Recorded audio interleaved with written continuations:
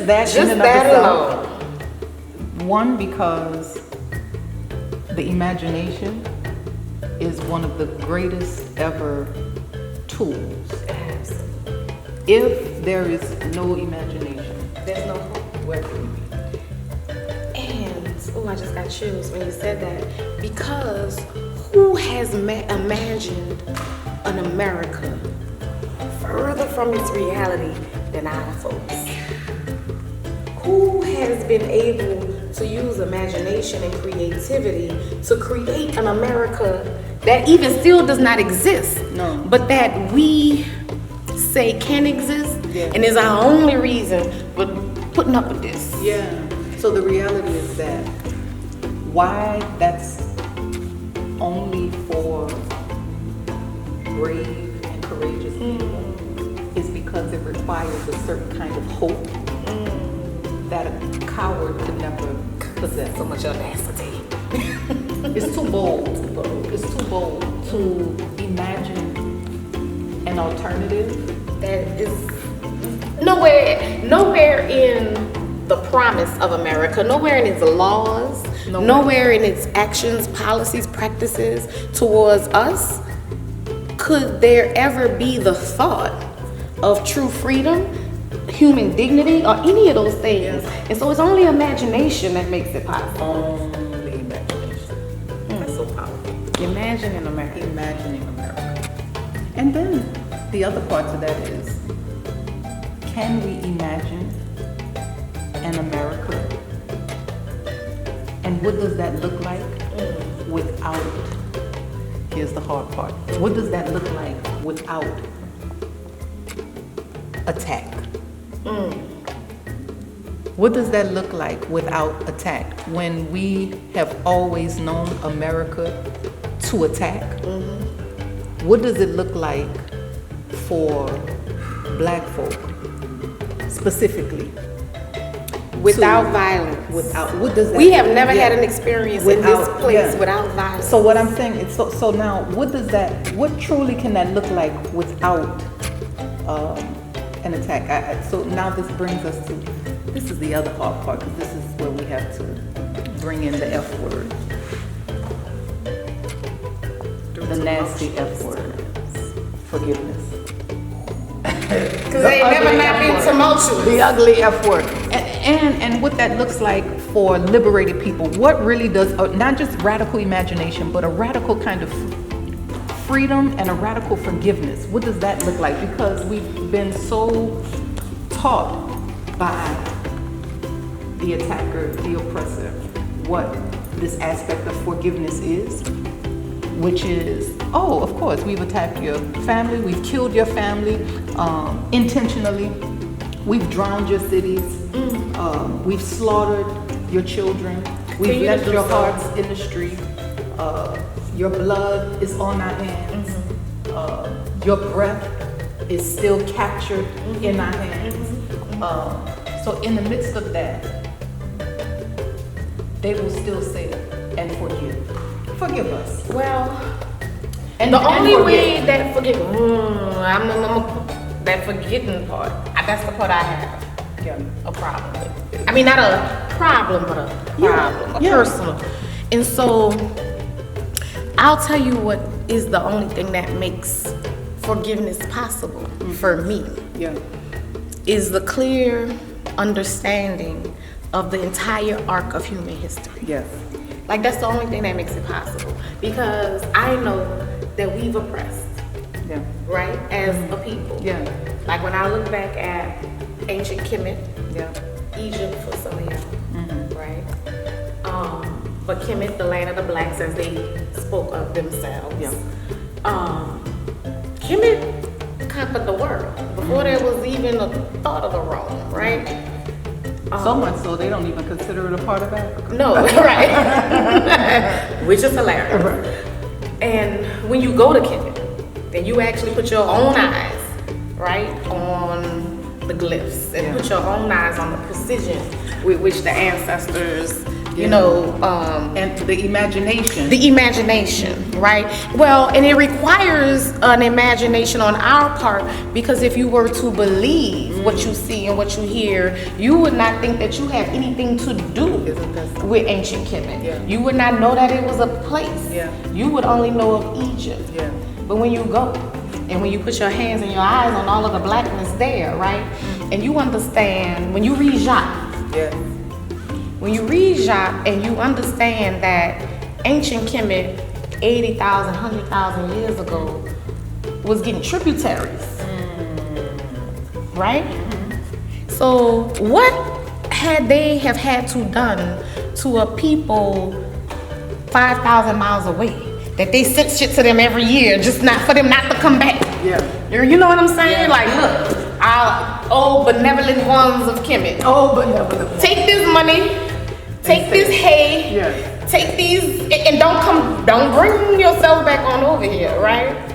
And when you go and you look at the history on the walls and you see, nah, we're not talking about them 3 pyramids of Giza that they've already taken everything off of, right? Like, you know, so through tumultuous times, we could have a whole conversation about the theft of, you know, intellectual and artistic and cultural property and all of that. But, you know, the fact of the matter, a lot of the record is still there. And so what that record shows is that our ancestors knew it will require such a leap of imagination and thought to get to a place where we even knew who they were. Yeah. Right? Yeah.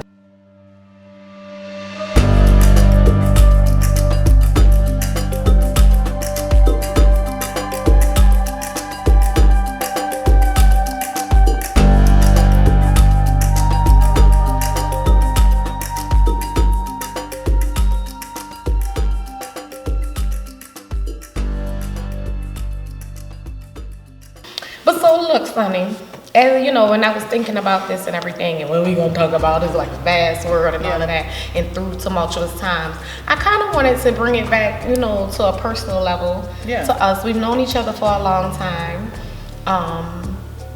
We had children together. Yeah.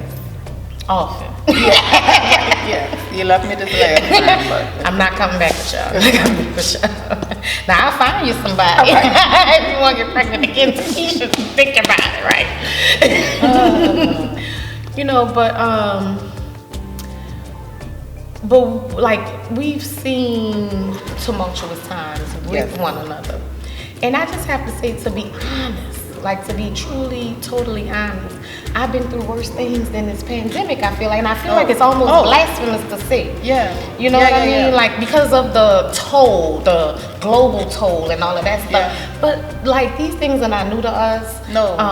In terms of things that affect Black folks, you know, in a pandemic kind of way. Yeah. And in thinking about what has gotten us through those times, it's the same things like, you know, we're relying on now. It's our art, it's our culture, it's our folks. Yeah. You know, how has your own art, the things that you have created with your own mind and hands and mouth, what role does that play in your tumultuous times? Oh my gosh. Well, we know that plays a huge step, a hug, a blanket, a comfort, a weapon. You know, it's a, you know how we always say, it's a thing of heart. So, you know, through this time, that's what it's been pushing, to make sure that we have heart. You know, and I think it goes back to what we were talking about, this aspect of courage, because that's what we know, how to create and how to at least build our courage during the time, because that's really what it is. We don't always have the courage before the time, but sometimes the time Is what calls it up. So it's like it's an activation. Yes. Sometimes, you know, and that's the thing for us, and that can be seen in a couple ways, right? That we, how we approach life, because everything requires an activation. Like, what is the thing that calls us, that calls the courage out, that calls the bravery out, that calls the gift out, right? And it's not that it's something that doesn't exist. We know how science goes, right? Science is like, if something can happen one time, it can happen again and again and again and again and again. So we know what it's like. So to even go back to what you said, we know, not only do we know tumultuous time, but we know what is required in tumultuous time. We know that our art is required. We know that the wonder of imagination is required. Come on. Right? Oh my God, can you imagine if everybody just said, no, there has to be a shutdown. No, let's just, no, we can't. I just don't think, I'm just too, I just can't create anything right now. Can you imagine that? Now, not only can I imagine that, I've seen it. It's true.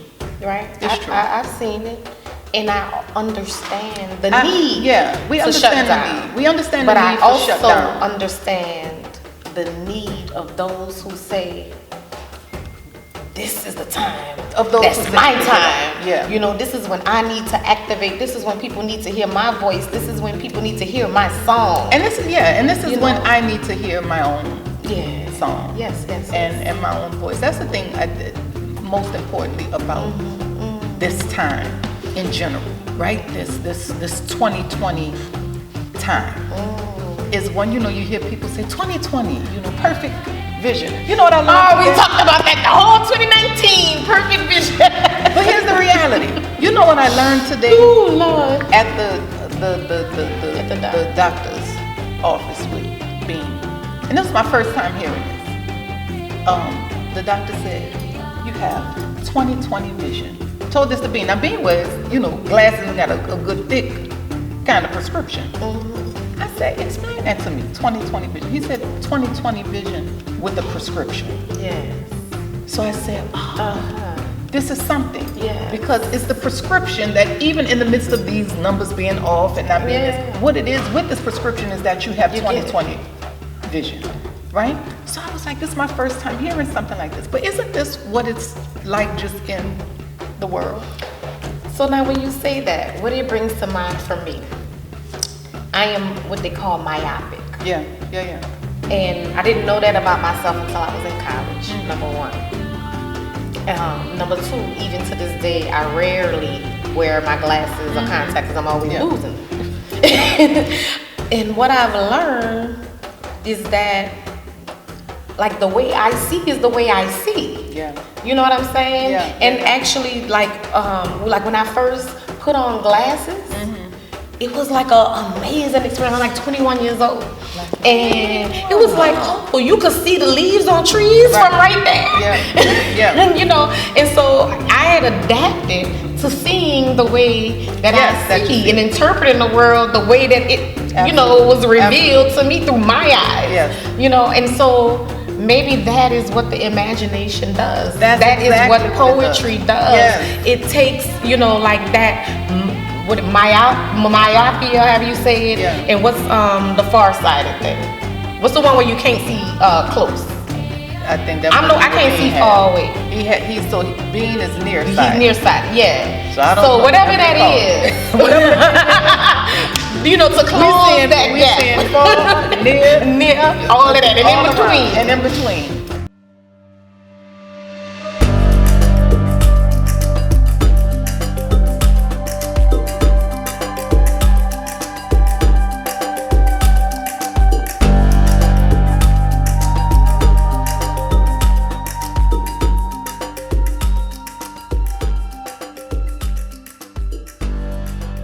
Talking about this thing of forgiveness, right?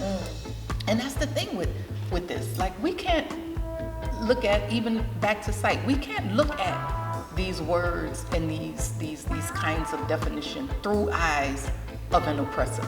Yeah. It has to be through liberated eyes. Come on, man. It has to be from a radically imagined vision, right? Because now the connotation that forgiveness takes on is, like I had to define this, like I'm for giving up an old notion of myself in order to gain a new perspective. We know what, we've seen this thing of America. We know with COVID, they say what is America, what do they say? People with pre-existing conditions. Well, and what we know is that America has had a pre-existing condition for a very long time. We know what that pre-existing, we know that pre-existing condition: injustice, racism, sexism, ageism, whatever, every other ism, there is. So even in the midst of that, I'm for giving up an old notion of myself in order to gain a new perspective. So that means that I'm this thing of not using my imagination, this thing of not loving myself, this thing of not caring for me and my folks, this thing of moving through community with blinders on, this thing of an inequitable society, this thing that listen, it has no place. It's done. Yeah. Because now this new thing has been activated. It's been activated. Everybody knows it. Even those who act like they don't know. Oh, absolutely. And I feel like kind of that's why they're fighting so hard. And I feel like their imagination is activated too, because it imagines an America that has never existed. Like they're imagining a return to something that never ever was. No. So you feel something for them too. You know what I mean? Like there's because it's a real sickness. It goes real. back to this pre-existing condition. So that America that you want to return to may have never existed, but that condition that you have, that has existed. That myopia, or whatever, whichever one it is. Yeah. So this is it continues. Yeah. But glasses also exist. That's why I'm saying. When that doctor said 20/20 vision with the prescription. So now the thing is really determining what is the best prescription. So I think that's where poetry comes in. Poetry gives a great prescription. A great prescription. So that's like a little segue. How about that? Because for me, I need a prescription. Like I'm going through something. I'm going through some tumultuous time. And it's not about the pandemic. It's just about a life situation, right? It's just about a life situation. But when I was trying to decide what to do for our conversation, and this particular poem was recommended, as I began to practice for this, to make sure I remembered, I noticed that the way I delivered it was different than how I have ever delivered it before. And that's when I learned or recognized like how even, and I recognized it in other poems before, you know what I mean, of course. But since this is one newer poem in terms of the fact that I had poems that are 30, 40 years old. Right.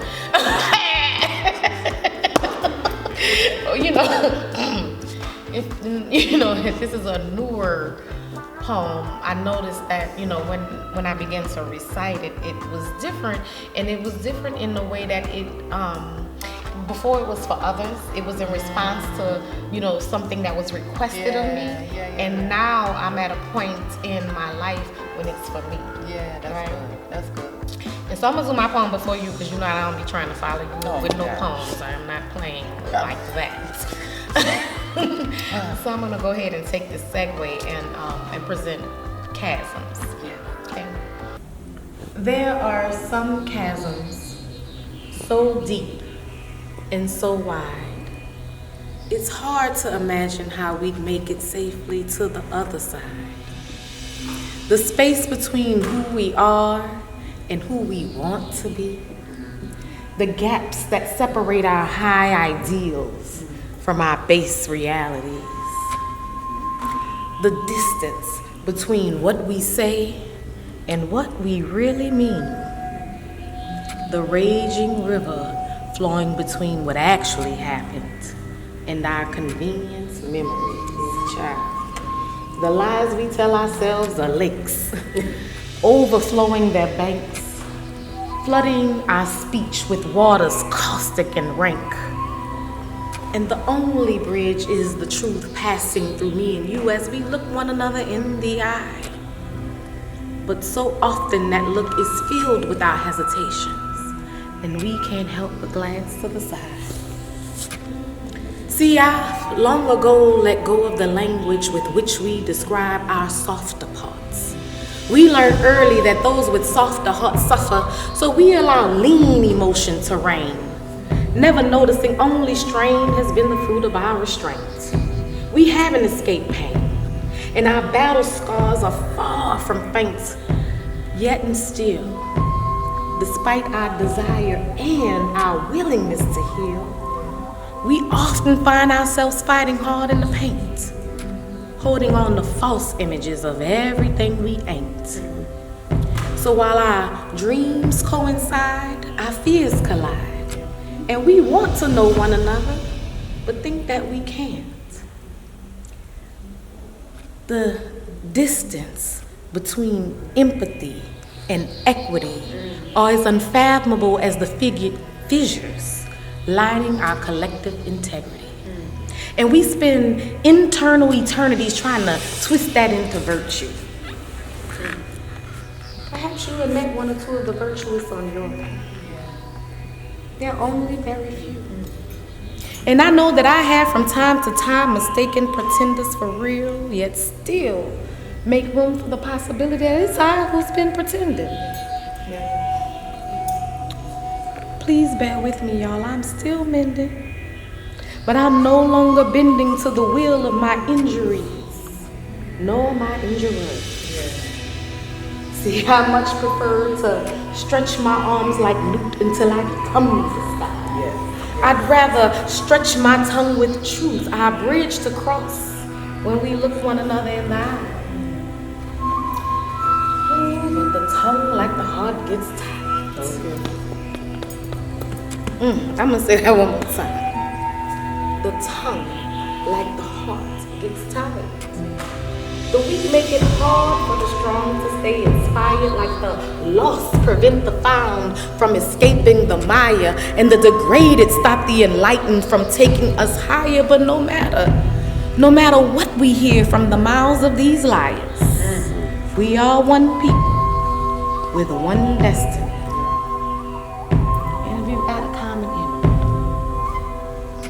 That's why it really stresses me to see our hearts so tattered, our minds so scattered, our egos are so easily flattered. We are enslaved to think of our shackles as gifts. Rather than resist our masters, we let them widen our grips. Like mindless material junkies, we seek that which lowers, not lifts. But baby, somewhere in our midst there lives a paradise. Yes, it does. Justice is getting restless in its chain. Our youth, our children, they find it useless to separate their souls from their brains. Their truth is ingrained. Their integrity sustains. Let me call your attention to those who serve as our examples. Those who daily give their all, yet their reserves are still ample. Those who battle friends and foe, yet their hope is never trampled. They make music, baby, they never sample. And the world's ugly could never cancel the fullness and the sweetness of their composition. Sometimes we have to be quiet. Close our eyes and pray for the humility and the guidance to follow them. So they will. Yeah. Are we the ones? Come on. So let's see. In this time as well, because it's also a time of foundation, right? It's pandemic. It's all of these other things, but it's a time where we are able to see how we have to build a sturdier foundation. How we are seeing even more of the cracks in the foundation that we are standing upon. We're seeing how certain parts of land is floating that way. Everything, right? So, in doing that, this is also a time where we know this is a honoring as well, right? It is definitely. So with that, I will say, right? If I can get this over. And when they read of this moment, Come on.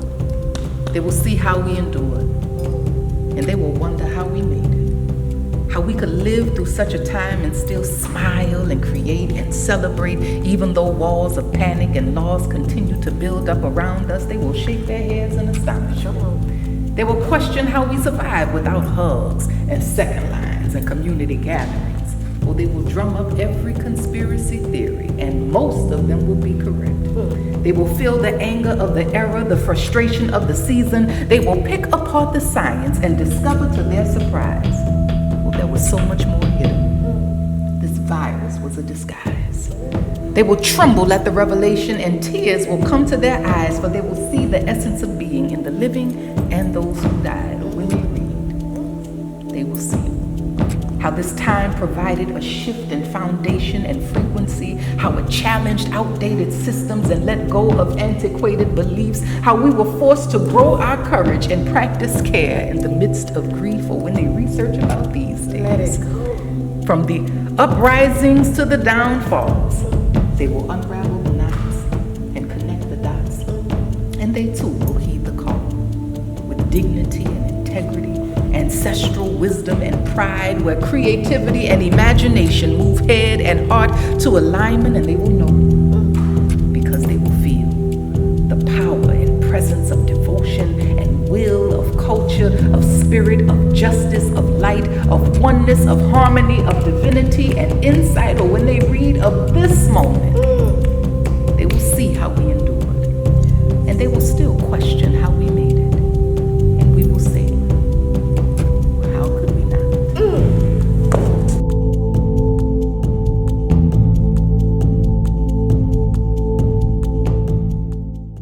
That means to imagine and envision something, right? Because to envision something is not just like to see it, but it's to be it, right? It's to wrap yourself in it. It takes your cells. It takes your everything. blood. It takes everything. It's an It's an envisioning. Yeah. It's being inside of the vision, even when it is not existing. That's powerful. Come on. Around you, right? So this is why this is such radical times, because it's forcing us to activate this part that doesn't always get, that doesn't always get the attention that it needs. So that's why the now, right? Yeah, and the now is it, because when you say the word force, right? And I felt that with everything in me, because there's no choice, right? Like, I am not able right now not to speak the truth. I am not able right now to swallow so many things that I normally would, for the sake of peace, for the sake of order, for the sake, and then I'm not known for none of that, right? Which is the funny part. So imagine that I do that, right? Like I practice diplomacy. As hard as that is for me, but even that I don't have the will to do at this moment. Like, I feel like this moment requires just raw, unvarnished bravery as you speak of. And I do know that sometimes it is more brave to be quiet, but this is not that time. It's not that time. No, it's calling for, and even in that quiet, that's what I'm saying. This is about the wisdom that comes with being quiet is knowing the when. It's going back again to the time. It's going back again to being in tune, truly, to the time. To the moment. To the tumultuous. Yeah, because that's the thing about the now. This is when we have to go again past how we are seeing ourselves. It's because so often we've seen ourselves, we've been under the tutelage of such strange teachers, such destructive ones, that we've begun to see ourselves through their eyes. Like that internalized white supremacy. I saw something that said that, when you are taught by a coward, you only, your way of moving and being, that you are driven by what the coward fears. So it's not even yours, right? So, you know, the thing about that is when we're talking about this thing, going back to that of time, so we have to begin to see ourselves again and again and again as multidimensional beings. Because even in this moment, we know that this is right now, today, whatever today is. But then within this, right, we have the past, what existed, we have the future, what will exist, and we have this right now, what is existing. But in this of the thing, we have all of these elements. Right now. Right now. Right now. And any shift in any one of those means a different right now. Yeah. So and that is where imagination this is becomes what I'm magic. saying. Yeah, this is what I'm saying. This is what I'm saying. This is the importance of why. Who is that? Robin Kelly in his book, talking about freedom dreams, right? And again, this radical imagination. You know, it's so. It's such a, you know, they will say all the time, you know, we can't do anything because, you know, they've taken our culture, they've taken our language, they've taken our, no, it's not that. It's about let us reinstate this imagination so that we can see, so that we can create, so that we can build, so that we can yet again envision, so that we can feel ourselves inside of what it is that we would like to see. On that note, we have never existed. That's not true. No. Since 1713, we have not existed on this land without the oppressive laws of colonialism. So right now, today in New Orleans, right? The where we are, where we sit, has been under the structure, the guise, the imagination of colonialism. And it is working as it was designed To work. as it was imagined, Yes. as it was imposed to work. And those laws are the same right now. The same. There are very few in 2020. There are very few that have changed, right? And so, how do we use our imagination to create? I don't even want to say recreate, because it just has to be abolished, right? How to create a new structure that has all of the hope and the promise, right, of what we can be, and that is very intentional in its design to discourage and oppress our baser instincts and way of being. Because there is an oppression that needs to happen, right? On a humanity level. You know what comes up as well, that when we're moving in this kind of vision and with this kind of imagination, it has to start from a space of going back to that, the desire and also the authority that comes with freedom. So, because otherwise what'll happen, or what has been happening, is that it's such a desperation that the only thing we are met with is even more desperation. And I feel so much desperation in this moment. There's a clawing. It's a claw. Death claw holding on to. So the thing is, when I'm saying for people who are really about what it means to imagine an America without injustice, without this systemic oppression, without violence, without whatever other without. Yes. So to go to that place and to do that from a place of